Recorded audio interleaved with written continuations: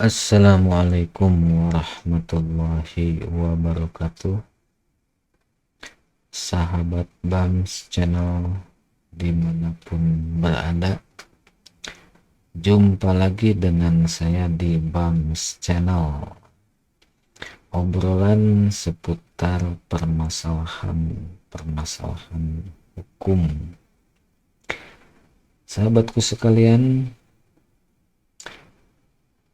kembali hadir dengan saya Bambang Irawan di channel yang mudah-mudahan sedikitnya dapat memberikan tambahan wawasan seputar permasalahan hukum ya.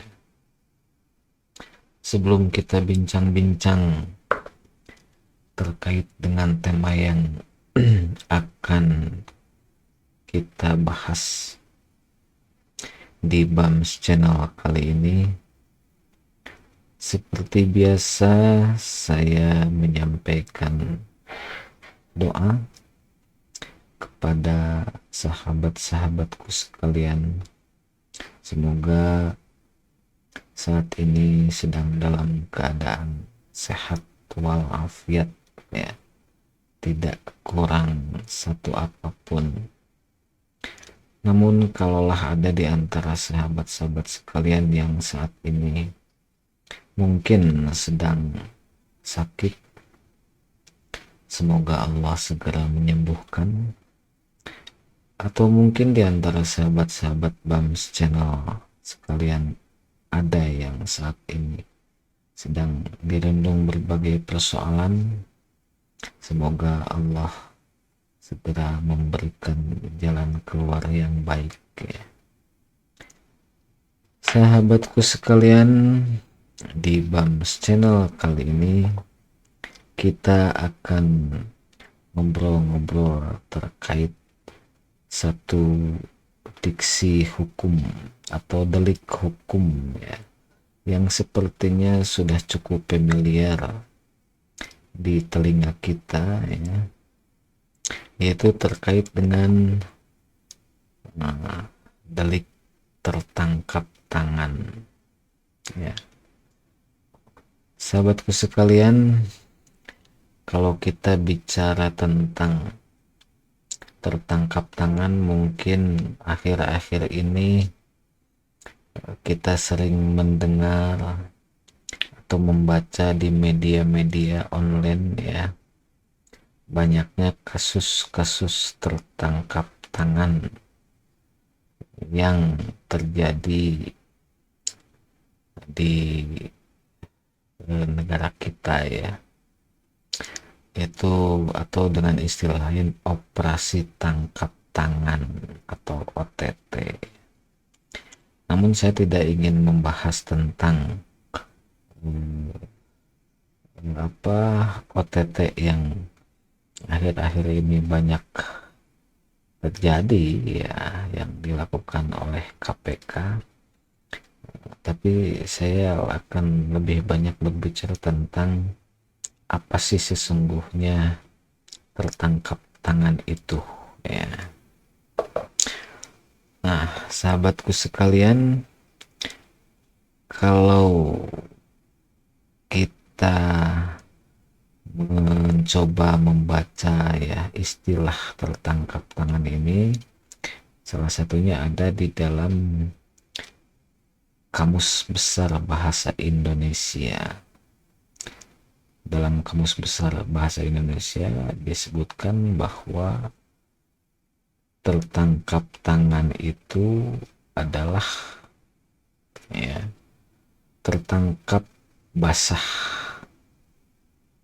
dalam percakapan sehari-hari, diartikan sebagai kedapatan waktu melakukan kejahatan atau perbuatan yang tak boleh dilakukan. Ini kalau kita melihat definisi tertangkap tangan dalam Kamus Besar Bahasa Indonesia. Namun istilah tertangkap tangan juga bisa kita temui dalam kamus hukum. Ya, di sini disebutkan bahwa tertangkap tangan didefinisikan sebagai kedapatan waktu kejahatan sedang dilakukan atau tidak lama sesudah kejahatan itu dilakukan. Nah, selain dua definisi itu, sebetulnya dalam ketentuan hukum normatif, ya, itu juga bisa kita temui dengan apa yang dimaksud dengan tertangkap tangan.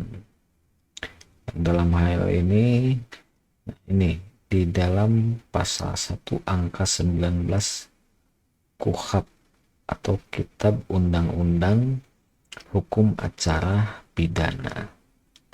Angka 19 ya, ditemukan apa sesungguhnya yang dimaksud dengan tertangkap tangan, yaitu tertangkapnya seseorang pada waktu sedang melakukan tindak pidana atau dengan segera sesudah beberapa saat tindak pidana itu dilakukan, atau sesaat kemudian diserukan oleh khalayak ramai sebagai orang yang melakukannya, atau apabila sesaat kemudian padanya ditemukan benda yang diduga keras telah dipergunakan untuk melakukan tindak pidana itu, yang menunjukkan bahwa ia adalah pelakunya atau turut melakukan atau membantu melakukan tindak pidana itu.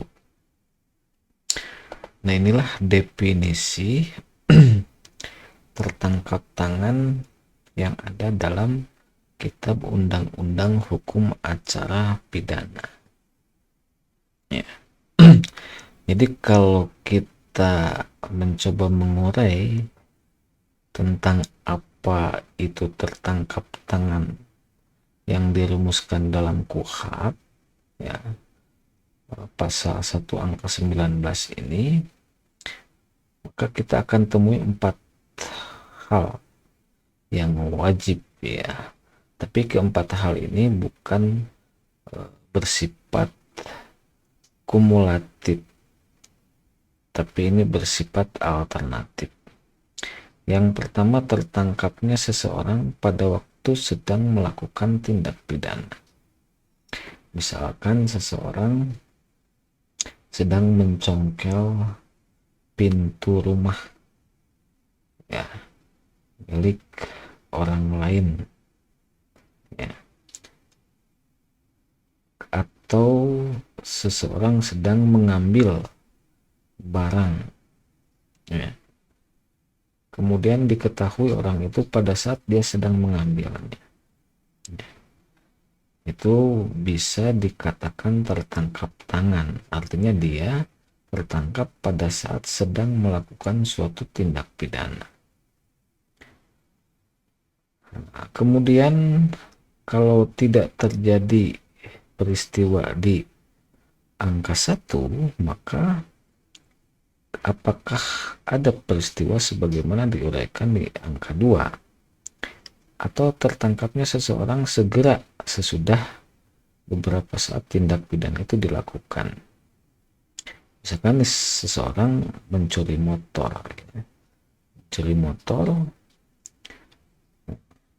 dia pada saat mengambil itu tidak diketahui, namun setelah dia jalan ada orang yang melihat, kemudian diteriaki, ya. Itu beberapa saat lah, ya. Dia setelah mengambil motor itu juga kemudian tidak lama dari situ ketahuan, ya, itu bisa juga dikategorikan sebagai tertangkap tangan. Atau kalau tidak terjadi poin 1, poin 2, ya, atau mungkin terjadi peristiwa yang ketiga, yaitu tertangkapnya seseorang sesaat kemudian diserukan oleh khalayak ramai yang tadi saya sampaikan. Jadi pada saat dia ngambil motor, dia tidak ada orang yang melihat. Namun kemudian pada saat setelah dia pergi, tiba-tiba si pemilik itu melihat dan berteriak, maling misalkan. Jadi mencuri motornya sudah selesai dan motor sudah dibawa. Kemudian ada tetangga misalkan yang melihat seseorang sedang memakai motor, tetangganya yang dia kenal, ya teriak maling. Itu berarti peristiwa yang ketiga ini terjadi. Bagaimana kalau peristiwa pertama, peristiwa kedua, peristiwa ketiga tidak diketahui? Maka terjadi, kita lihat apakah peristiwa yang keempat ini terjadi. Jadi kaitan dengan pencurian motor ini misalkan nih ya, seseorang kehilangan motor, tidak tahu siapa yang ngambil gitu ya. Nah kemudian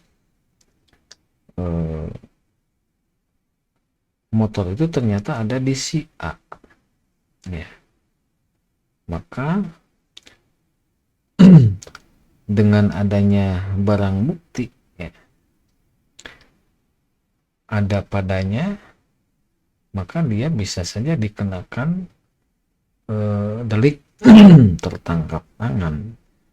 Tapi untuk syarat yang keempat ini harus diketahui bagaimana hubungan peristiwa sehingga benda yang diduga merupakan barang milik orang lain yang hilang, yang dicuri itu ada padanya. Memang tidak bisa secara otomatis bahwa dia bisa dikenakan tertangkap tangan. Ini harus diurai dulu hubungan antara benda itu dengan antara barang bukti yang ada padanya itu, bagaimana peristiwa sehingga barang itu ada padanya. Jadi harus diurai tentang hubungan antara barang bukti dengan orang yang menguasai barang bukti itu. Jadi di poin keempat ini, apabila sesaat kemudian pada orang yang melakukan tindak pidana ditemukan benda yang diduga keras telah digunakan untuk melakukan tindak pidana itu. Nah, kalau tidak bisa dibuktikan bahwa orang yang menguasai benda itu pelakunya, maka tidak bisa dia dikatakan sebagai tertangkap tangan. Ya. Bisa saja dikenakan tindak pidana penadahan misalkan. Itu seringkali diterapkannya bukan tindak pidana tertangkap tangan atau delik tertangkap tangan, kecuali dia bisa dibuktikan dalam jangka waktu yang tidak lama benda itu ada padanya ya, dan dia tidak bisa menjelaskan dari mana benda ini dia peroleh. Nah, sahabatku sekalian, jadi dari 4 poin itu, penggunaan kalimat setelah unsur pertama, unsur pertama itu yaitu tertangkapnya seseorang pada waktu sedang melakukan tindak pidana. Setelah unsur pertama itu menunjukkan bahwa unsur pasal tersebut berdiri sendiri, sehingga untuk terpenuhinya perbuatan tertangkap tangan tidak harus memenuhi seluruh unsur pasal. Salah satu unsur saja terpenuhi sudah dapat dianggap perbuatan tertangkap tangan. Ya. Jadi ada 4 keadaan yang harus dipenuhi untuk memposisikan seseorang dikatakan tertangkap tangan. Nah, salah satu unsur terpenuhi saja itu sudah cukup, tidak harus semua unsur dipenuhi begitu. Jadi penghubung antara unsur poin pertama dengan unsur poin kedua, poin ketiga, dan poin keempat itu dipisahkan dengan kalimat atau. Ini menunjukkan bahwa unsur-unsur yang ada dalam pasal tersebut tidak harus seluruhnya dipenuhi begitu. Ya. Karena bisa jadi seseorang yang menguasai barang yang diduga sebagai bukti adanya suatu tindak pidana itu pada saat peristiwa sebelumnya tidak diketahui apakah orang itu atau bukan. Namun karena barang bukti itu ada padanya, maka yang harus digali itu adalah peristiwa bagaimana sehingga barang itu ada pada orang tersebut. Yang kedua, tetap terkait dengan beberapa saat ini menunjukkan bahwa tidak terlalu lama. Hanya sayangnya tafsir tentang beberapa saat itu berapa lama ini yang menjadi seringkali debatable ya. Debatable itu tiba-tiba seseorang misalkan ditangkap gitu ya, peristiwa tindak pidananya sudah berjalan beberapa hari ya, kemudian tiba-tiba seseorang ditangkap tanpa menunjukkan perintah penangkapan ya, dengan alasan karena tertangkap tangan, dalam arti bahwa dia menguasai barang bukti itu. Nah, tentu dalam hal ini belum tentu juga dikategorikan sebagai tertangkap tangan ya, sebelum diketahui terlebih dahulu bagaimana barang bukti itu ada pada orang itu.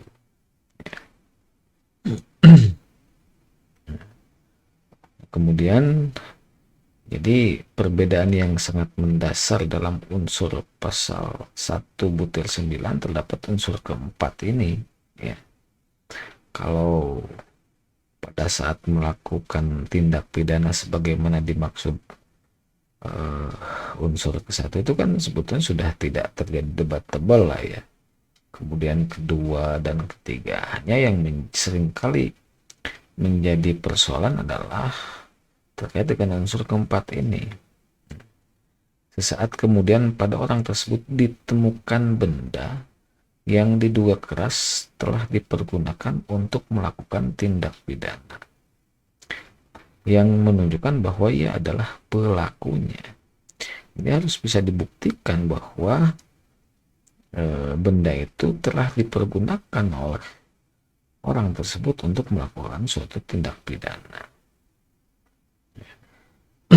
Benda yang dijadikan yang dipergunakan untuk melakukan tindak pidana itu misalkan dalam kasus pencurian motor itu misalkan ada kunci T misalnya. Tapi kunci T itu belum tentu juga menunjukkan bahwa orang yang menguasai kunci T itu adalah pelaku pencurian motor gitu. Ini menjadi kewajiban atau tugas penyidik untuk mencari tahu apakah betul benda itu yang digunakan untuk melakukan tindak pidana, apakah betul benda itu telah digunakan oleh yang bersangkutan untuk melakukan tindak pidana. Jadi unsur keempat ini menjadi tugas penyidik ya untuk melakukan atau pengungkapan Nah, sehingga dalam unsur ini perlu dipastikan adanya keterkaitan antara barang bukti dengan dugaan tindak pidana yang dilakukan pada saat tertangkap tangan. Selain itu, tidak ada keterangan tentang sesaat kemudian. Nah, ini yang dimaksud dalam pasal 1 angka 19, yang dimaksud dengan kalimat sesaat kemudian itu apakah harus pada hari yang sama, ataukah dapat juga di hari-hari yang lain. Tapi yang terpenting adalah dapat dibuktikannya korelasi atau hubungan keterkaitan antara barang bukti yang ditemukan dengan dugaan tindak pidana yang diduga dilakukan. Oke, sahabatku sekalian, ya. Itulah tadi sepintas terkait dengan delik tertangkap tangan, ya. Nah, kenapa pemahaman tentang delik tertangkap tangan ini menjadi cukup penting kita pahami? Karena seringkali, ya, seseorang tiba-tiba dilakukan penangkapan tanpa adanya surat perintah penangkapan. Alibi yang dilakukan oleh penyidik adalah terjadinya peristiwa tertangkap tangan, artinya orang yang ditangkap dengan peristiwa tindak pidana yang terjadi itu biasanya jangka waktunya tidak terlalu lama. Cuman masalahnya sesaat kemudian yang dimaksud dalam ketentuan pasal 1 ayat 19 ini apakah di hari yang sama atau berbeda hari. Dan kalau dikaitkan dengan unsur keempat ini, kalaulah barang bukti yang digunakan untuk melakukan tindak pidana itu ada pada seseorang, beberapa saat itu menjadi kadang tidak jadi pertimbangan begitu. Kadang hanya dilihat barang bukti saja ada pada orang itu. Cuma kan harus dibuktikan pula korelasi antara barang bukti itu dengan orang yang diduga melakukan tindak pidana. Ya. Saya kira itu sahabatku sekalian, semoga apa yang saya sampaikan ini bisa bermanfaat, ya, khususnya bagi saya sendiri dan umumnya bagi sahabatku sekalian.